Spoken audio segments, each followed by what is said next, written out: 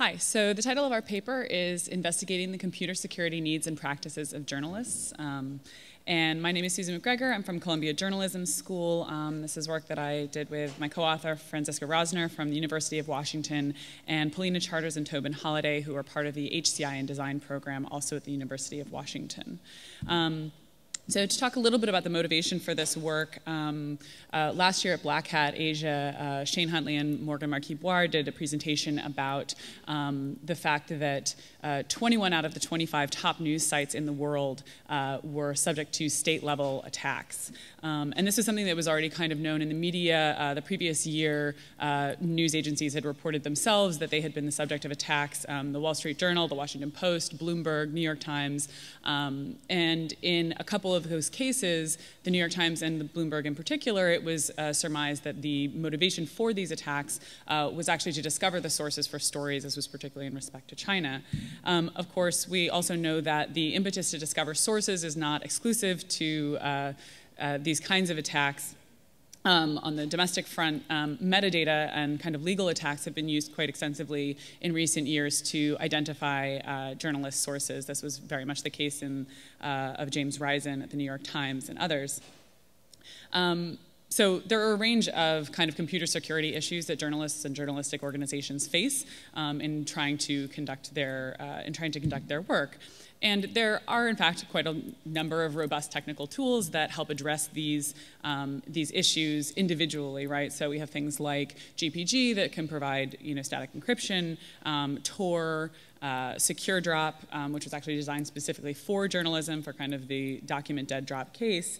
And yet, recent research, this was a Pew survey done with specifically investigative reporters globally that was released in February, found that a full 50% of them used no computer security tools whatsoever in conducting their work. Another 30% used one or two, but not with great regularity. And so the real question is, why not? It's clear that journalists are targets, that there are a wide range of kind of threat vectors that they face. There are tools that can help address some of these things, and yet for some reason, they're not doing anything about it. And so our observation was that maybe there's something, or understanding that there's something about the journalistic process that makes it difficult for journalists to effectively apply these tools in the way that they need to in order to conduct their work more securely. So also drawing from that Pew Research survey, this is a quote from a respondent saying, "I report on unauthorized immigrants a great deal and have concerns about how to communicate with them without putting them at risk. Many of them are not extremely computer savvy, and this is something I struggle with a great deal." So we're experts from the journalism and computer security communities. We went about this work by conducting in-depth interviews with 15 full-time journalists at news media organizations in the US and France. And in doing this, we wanted to focus on kind of the typical workflows to sort of understand what the general journalistic process was, maybe where there were gaps in that weren't being addressed by existing computer security tools. We didn't ask journalists directly about their threat models because that's really not a common term in journalism. So instead, we designed a set of questions about their risks and the consequences of those risks to kind of elicit the threat models there. And we did this as a qualitative data analysis, so conducted the interviews, had 2 independent coders go through the results in some cases, and we have tables of all of these results in the paper, had some quantitative data about, have these people used a particular tool or how many have used a particular tool, but also qualitative thing for themes about what their security concerns are, their general practices, some of the ad hoc techniques they use to secure their information. So just a few more details about the participants. The organizations really ranged. We had large multinational media organizations that operate in dozens of countries. We had really small kind of subject area focused organizations. And we also intentionally wanted to survey journalists who covered a range of beats, right? So not just the people who have perhaps the highest sensitivity information, but also people who were kind of just doing sort of regular reporting. So we did have some people who were covering government, for example. We also had others who were doing sort of lifestyle and city issues. Even within this, we did find some pretty interesting anecdotes come out. For example, we did have one participant who reported that his home had been broken into and only his laptop was stolen. Another reported having telephone communications with colleagues and sources overseas, that technical glitches would often come up when they started talking about sensitive information, so clicks on the line or calls being dropped, and others actually reported being physically surveilled, as in that they were aware that they were being followed and their sources were being followed. So we structured this in terms of kind of general practices, security concerns, defensive strategies, and also maybe some computer security needs that that were as yet unidentified, right? Things that haven't already kind of been reported or identified up to this point. So in terms of general practices, we found that participants used a wide range of communication methods, so email, SMS, sometimes even social media, telephone, but in general, their tendency was to lean towards the preference of the source. We heard repeatedly that the main thing was you don't want to raise any barriers to communication with a source. So as one of our participants noted, there's also the idea that maybe the source understands better than you do what their threat model is, and so we're going to go along with what the source feels comfortable with. Also, another important finding was that long-term sources are by far the dominant case when doing daily journalism. So, of course, we're all familiar with, Edward Snowden and kind of big document dead drops. The reality is that this is a very, very small portion of how day-to-day journalism, even investigative journalism, accountability journalism really happens. And so, that also raises a sort of a new set of security issues, and how do you kind of maintain, protect the identity of a source, perhaps over a long-term digital communication. Audio recording and note-taking, digital note-taking, were the primary forms of interview documentation. We had a lot of people report using their phones to record interviews. Digital note-taking, sometimes done on the hard drive, sometimes done through third-party services. And that was also a really common theme. There was a lot of use of third-party cloud services to kind of sync information across devices, et cetera, and we'll talk about that a little bit more later. But very few of our respondents articulated active security concerns about using third-party services in terms of the security of their information. Of the concerns that they did have, the primary concern, if information were to be exposed, was the effect that it would have on a source. And that effect could range from everything in the most extreme cases to a source being jailed or suffering physical harm, but just down to sort of plain old embarrassment. That there was a lot of information that they have, much of which often doesn't make it into a published story, and that is retained, but were it to be exposed, would be highly embarrassing to the source. And aside from the sort of personal feelings about having damaged someone else's life, was the problem of loss of credibility. The idea that if you, we call it burning a source, right? If you burn a source, other people won't talk to you. Right? You'll become known as somebody who does that, and it's going to hurt your ability to do your job. It's going to hurt the reputation of your organization, and so that's a really big problem. Government identification of sources was also something that came up as kind of a background anxiety. As well as disciplinary actions that both the journalists might face within their organization for having failed to protect their information adequately, but also disciplinary actions, again, that the source might suffer, such as losing their job, losing standing within their community, et cetera, et cetera. Some additional concerns that were a little bit more of a surprise were the loss of competitive advantage. This was, again, something that was voiced repeatedly. And that was, again, partly due to the idea that if you lose credibility, with a source, that source is going to take their information somewhere else, right? And your competitor is going to get the story that you thought you had a lock on. But additionally, that if you're just kind of generally sloppy with your information, a competitor might discover what you're working on, right? And beat you to publication. And, that's a case where, for an organization as well as for an individual losing credit, you could have a case where you spent weeks, months, sometimes years on a story, and you essentially lose the advantage of that because someone else beats you to the punch. And there's also potential financial consequences. So we did have some respondents sort of talk about having potentially embarrassing information about a major advertiser, and that if that were known, then that might influence the business relationship that the organization had with that advertiser. In terms of strategies that we found journalists employing, vast majority of them were non-technical. Meeting with sources in person was a very, very common practice, but it was rarely articulated as a security strategy. For the most part, it was because they said, we get better stories this way. You get better stories when you talk to people face to face. Some things, so maybe some possibly has a security property, although we'll see later that not a complete security property.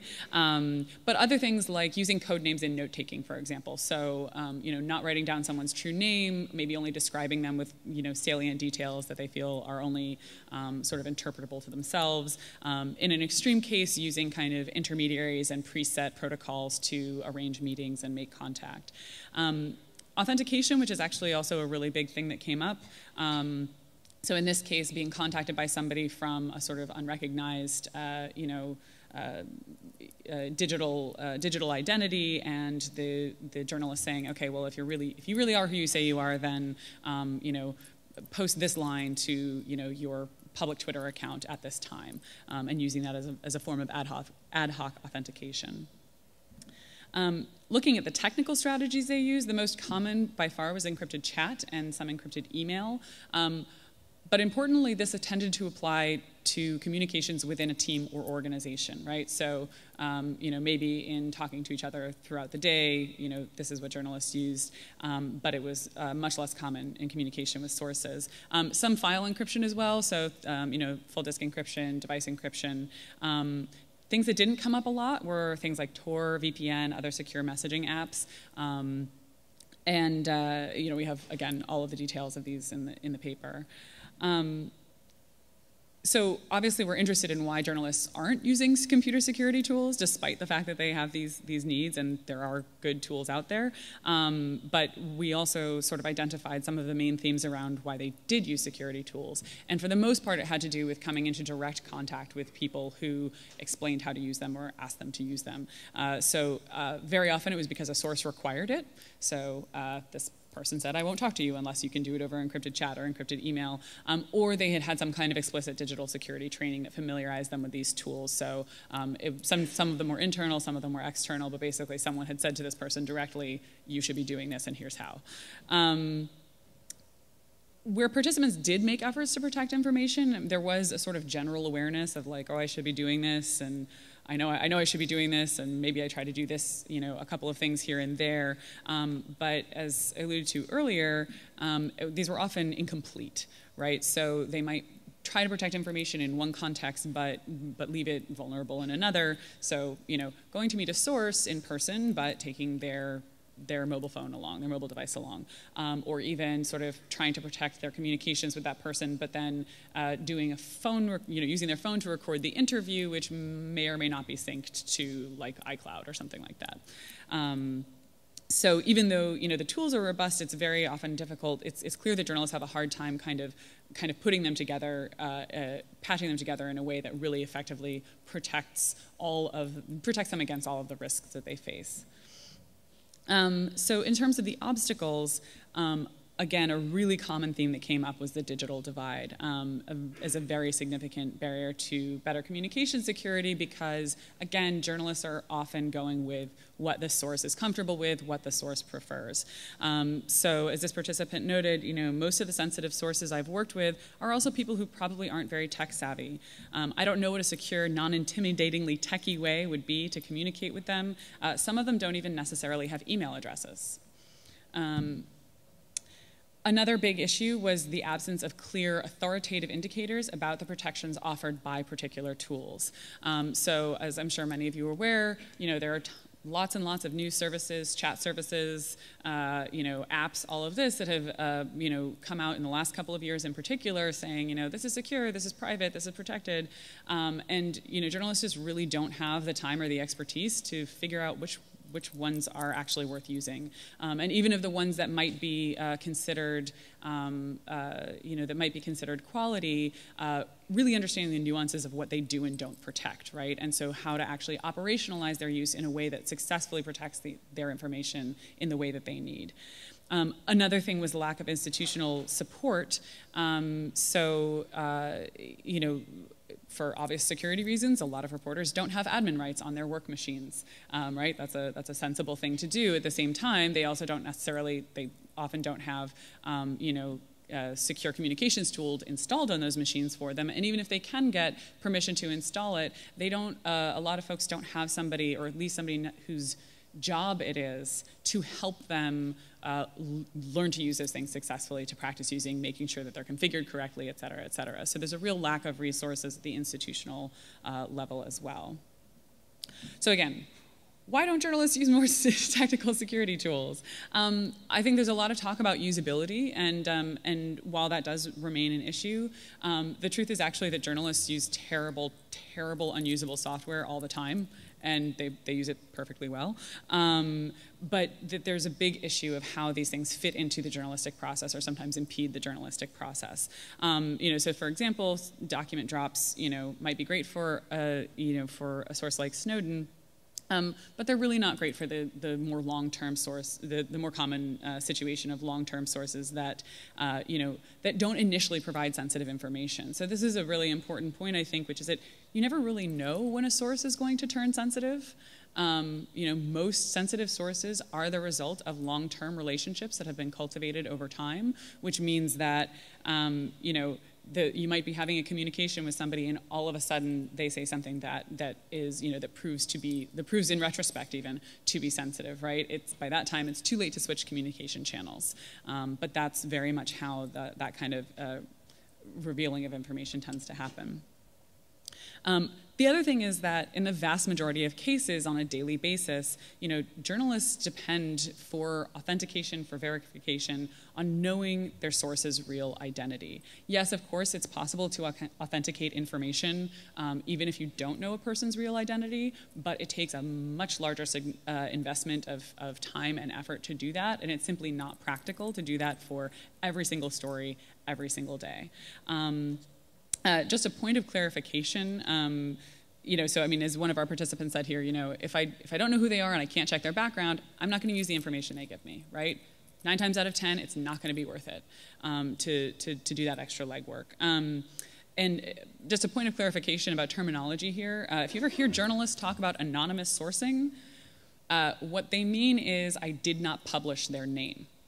It does not mean they don't know who that person is, okay? Anonymous sourcing in journalism just means I didn't print it or put it online, right? But that reporter definitely knows who that person is. Their editor probably knows who that person is. So just to sort of facilitate the conversation there. And that confirmation and verification is really at the heart of what journalists do every day. So there's kind of a quip that my colleague uses, which is, the rule of journalism is if your mother tells you she loves you, confirm it, right? So you can't ever afford to take someone at their word, which means that this process of finding out whether or not they have the information they say they do, et cetera, whether or not they're for real is really important. So thinking about future tool design and some of the work that we see as could be informed by what we found here is to think about the barriers that are raised to people who are less expert or lower income by existing computer security tools, right? A lot of people are working with feature phones, they're working with SMS, they don't have exclusive control over a computer. So what are the opportunities for making a secure communications tool that work for people who are existing in those circumstances? Because those are a lot of the people that journalists are working with. And beyond usability, also thinking about stability and reliability. Journalistic organizations are businesses, even if many of them are not very profitable ones. Uptime, accessibility, consistency is important for them, which means that they have the same concerns as other businesses when adopting software, which means that even if the software is free, it's obviously not free to implement, right? It's not free to deploy, to train, to maintain.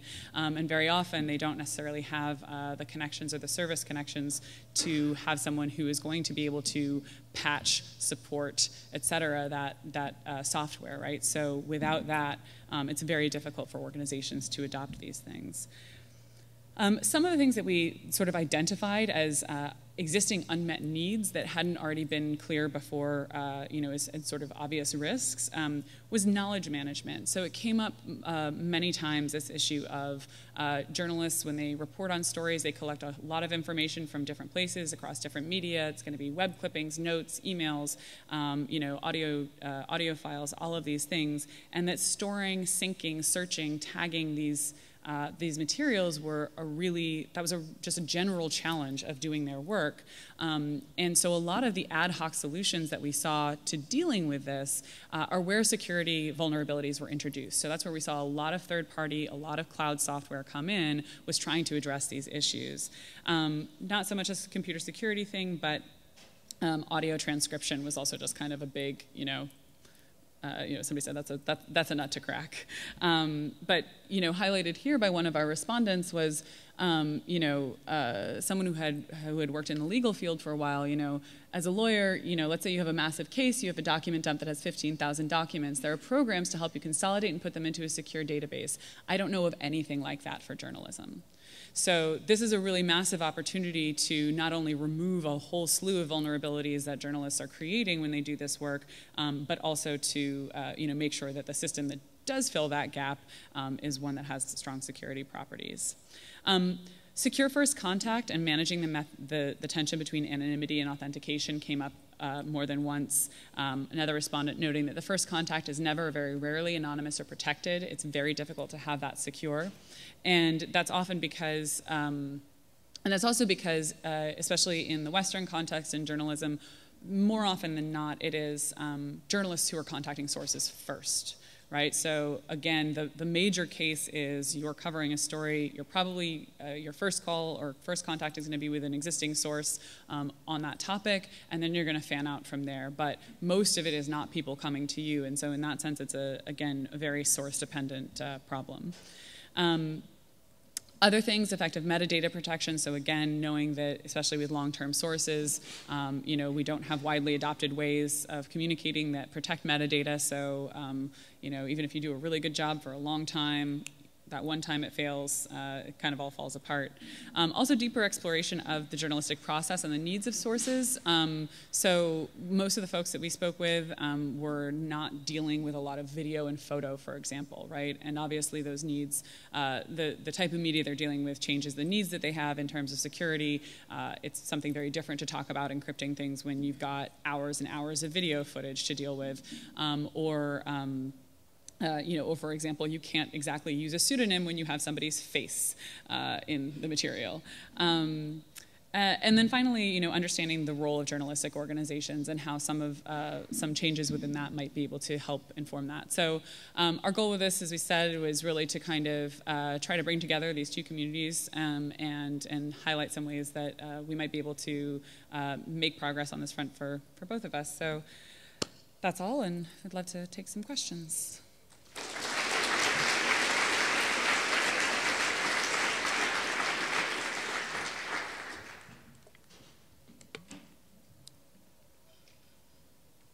Great talk, Susan. Thanks very much. I wanted to go a little bit into this anonymity question. I understand the difference between what a journalist We never means really mean anonymous. Yeah. There's a concept that's been evolving of being able to prove things about yourself without revealing your identity.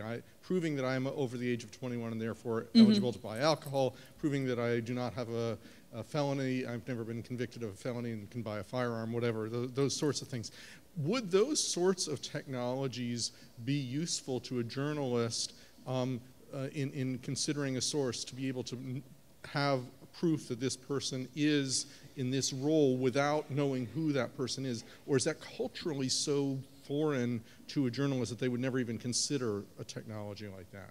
No, I think that's a really good question. I mean, I think, definitely, but it's hard for me to think about what the technical ways of doing that might be. I mean, if you think about just the simple fact of like somebody having a at whatever email address, right? Like that's a sort of simple way of like, if I successfully communicate with you there, unless you're super sophisticated, probably, you're there. So no, and I think actually, in fact, at this stage, a lot of journalists would welcome that opportunity, right? If I could know that this person, this aspect of their credentials is, provable without having to know who they are, I think that would be very welcome. Because the technology does exist today. It's not in widespread use, but it does exist. Yeah. No. I mean, as I say, I think it's just a question of making sure, as we saw, like making sure that maps to the characteristics that are important to journalists to verify, right? Thank you.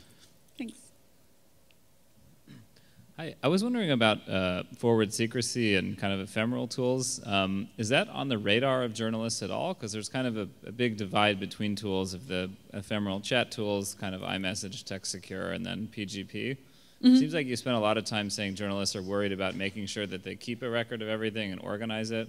So do they think about forward secrecy at all? Is that, maybe they don't know the term, but do they think in that general idea? Yeah, I mean, I think the way that they think in forward secrecy is, if somebody finds out after the fact I was talking to this person, they're going to get in trouble, right? So they're not thinking of it as forward secrecy. I think, definitely like chat tools, have been the thing that the folks that we talk to and that I know have had the most success in using, but a lot of that has to do with kind of the lower overhead and the lower advanced work that has to do with it, right? If you look at something like, like CryptoCat, right? It's a browser plugin. Like most people can do that. They can probably do it without admin rights. It's pretty simple to be like, and now go to the chat room with this name, as opposed to explaining a whole authentication flow, or like sign up processes are a barrier, and there's something else that I didn't mention, which is like part of this is also, there's kind of two cases when you're dealing with sensitive information. And one of them is that the source doesn't always know that what they're sharing is sensitive. And so this idea of switching channels is also this kind of the concern of spooking a source, right? And there's kind of like, whoa, wait, what? So there is that notion, but yeah, it's not something that, having records is important, but I don't know anybody who wouldn't be just taking notes on it at the same time if it was ephemeral, right? Even a lot of people record telephone conversations, but they might just as well be taking notes. So, thanks. Very interesting talk. One of the things that I found surprising is just how, in some sense, almost self-serving some of the answers the journalists gave in terms of securing the source. They say, we don't want to spook the source. We don't want them to create any barriers, even if the source perhaps might be at risk. Do you think there are ethical issues that might come up with how journalists should protect sources?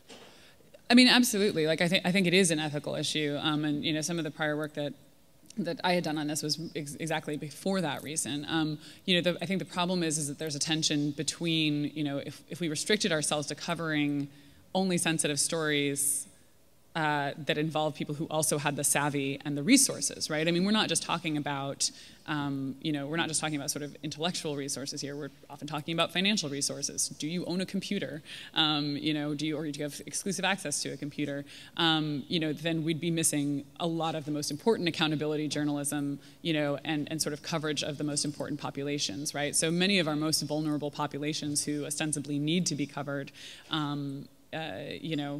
are the ones who don't have access to these tools and these resources. And and frankly, like there's journalistic organizations themselves are strapped, right? You can't necessarily, you can't always fly to Hong Kong to meet the source. You may not even be able to drive upstate to meet the source. So there's definitely a tension there, and there are ethical implications. But I think at the end of the day, for most journalists, it's about doing your job, and everyone has concern about unduly exposing people. But at the same time, it's either, at some point, it's either that or you stop doing your work. Don't you think that it's actually like the common illiteracy of journalists is actually a failure of journalists themselves trying to publish actually research? So like if you think of it, encrypted chats, like there's pretty much only one article in the internet provided by EFF that compares like encryption features in chats. Like nobody, like Washington Post would never publish a geeky article about which tools you would use to protect yourself. So illiteracy is a common consequence of this, don't you think? I mean, yeah, there's certainly a literacy. I mean, I think the only thing I would say is that my experience is also that the computer security community has been kind of illiterate about the journalistic process too. So, fair enough. But no, I mean, and actually there are organizations. I mean, ProPublica actually did a really great comparison chart of various tools. But I mean, listen, this is exactly why we're here, is to kind of open up this dialogue because we feel that there's interest on both sides and. Yeah, very much looking forward to trying to facilitate that. So, thank you. Okay, let's thank the speaker one more time.